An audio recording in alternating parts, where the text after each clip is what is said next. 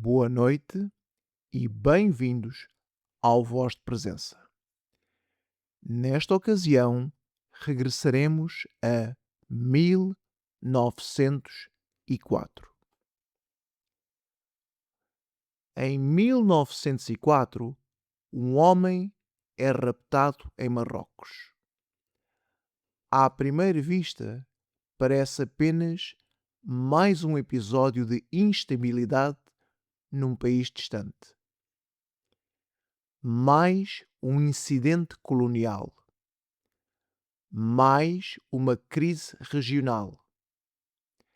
Mas não foi isso que aconteceu. Porque o homem raptado chamava-se Ion Perdicares. E a resposta veio diretamente da Casa Branca. Uma resposta tão dura que mais de um século depois continua a ser estudada. Porque esta não é apenas a história de um rapto. É a história de uma pergunta. Uma pergunta que todas as grandes potências acabam por enfrentar. Até onde deve um Estado ir para proteger a sua credibilidade? E, quando Theodore Roosevelt respondeu a essa pergunta, o mundo ouviu e tomou nota. Para compreender o caso Perdicares, é preciso compreender primeiro o cenário. Marrocos, no início do século XX, não era um Estado estável. O sultão enfrentava dificuldades em impor autoridade sobre todo o território. Tribos locais mantinham autonomia significativa. Potências europeias disputavam influência. França observava. Espanha observava. Alemanha observava. Grã-Bretanha observava. Marrocos era um país estrategicamente importante, mas profundamente fragmentado.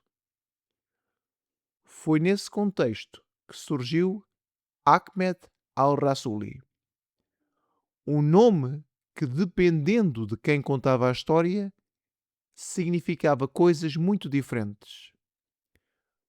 Para alguns, era um criminoso, um bandido. Para outros, era um líder tribal. Para outros ainda, era uma espécie de senhor da guerra local. Mas, independentemente da definição, havia uma realidade.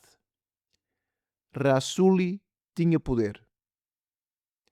Poder suficiente para desafiar autoridades, poder suficiente para organizar ataques e poder suficiente para realizar um rapto que acabaria por chamar a atenção do mundo inteiro.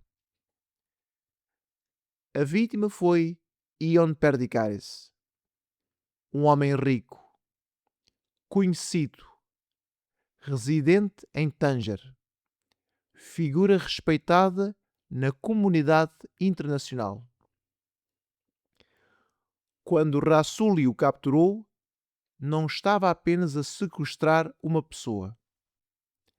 Estava a criar uma crise internacional.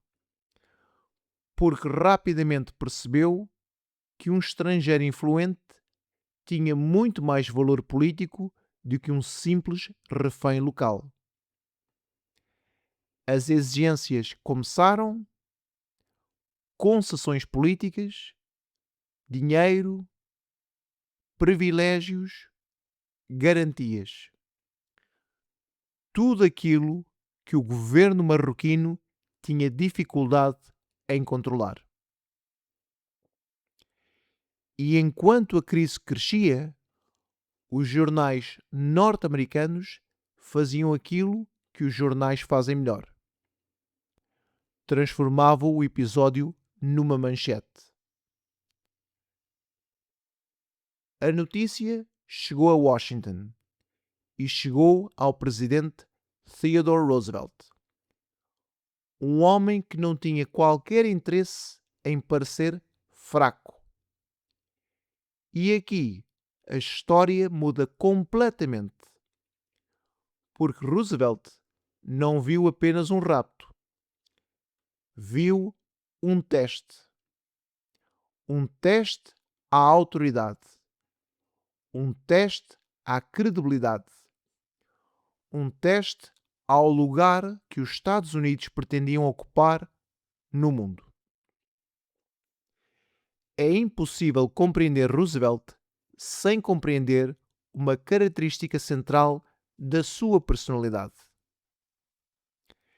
Ele acreditava profundamente na ideia de poder nacional. Acreditava que a reputação de um país era um ativo estratégico. E acreditava que a dúvida podia ser perigosa. Se adversários acreditarem que não vais agir, comportar-se-ão de forma diferente. Se acreditarem que vais agir, também comportam-se de uma forma diferente. E foi precisamente isso que começou a acontecer. Roosevelt decidiu que o mundo precisava de testemunhar uma resposta. Não apenas ouvir uma resposta. Testemunhá-la. Foi então que a Marinha norte-americana entrou em cena. Navios começaram a aproximar-se da costa marroquina. Esquadras foram posicionadas. Fuzileiros navais ficaram disponíveis para eventual intervenção. Não estamos a falar de uma invasão. Ainda não. Mas estamos claramente a falar de coerção, de pressão, de demonstração de capacidade, de projeção de poder. A mensagem era simples. Os Estados Unidos tinham meios, tinham alcance, tinham determinação e estavam preparados para agir caso a situação piorasse. Ao mesmo tempo, a diplomacia trabalhava intensamente. O sultão era pressionado, representantes estrangeiros acompanhavam cada desenvolvimento, potências europeias observavam atentamente. Porque ninguém sabia exatamente até onde Roosevelt estava disposto a ir. E talvez nem o próprio Raisuli soubesse. E esse era precisamente o problema.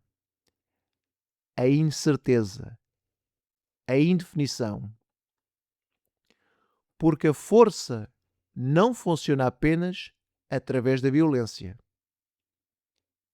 Funciona muitas vezes através da possibilidade da violência.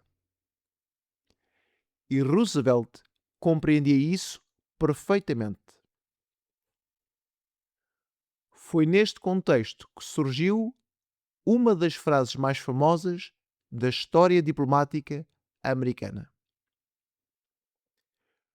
Perdicaris alive or Raisuli dead. A frase tornou-se lendária. Os jornais reproduziram-na.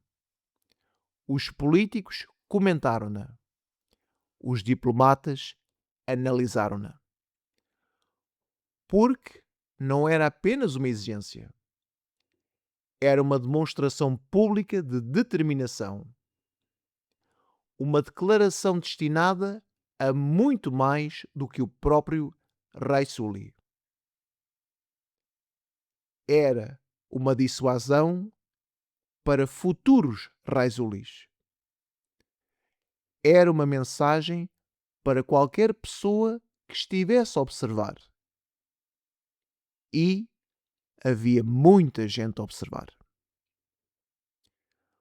Com o passar das semanas, as negociações avançaram. Pressões aumentaram. Concessões foram feitas. E, finalmente, sob a ameaça de violência americana, Perdicaris foi libertado. Sem invasão, sem guerra, sem desembarque de grande escala. Mas seria um erro concluir que nada aconteceu. Porque aconteceu. E muito. A imagem internacional dos Estados Unidos saiu reforçada. Roosevelt demonstrou capacidade de mobilização. Demonstrou determinação política. Demonstrou vontade de assumir riscos. E demonstrou algo talvez ainda mais importante, que compreendia o valor da percepção internacional. Por isso, o caso Perdicaris continua relevante, não por causa do número de navios, não por causa da duração da crise, nem sequer por causa do próprio refém. Continua relevante porque nos obriga a pensar numa questão permanente. O que faz realmente uma potência ser levada a sério? Porque uma ameaça sem uma demonstração não passam de palavras. Uma declaração de intenção sem coragem de convicção por trás não passa de uma declaração. O que faz realmente uma potência ser levada a sério? O seu exército? A sua economia? As suas sanções? A sua diplomacia?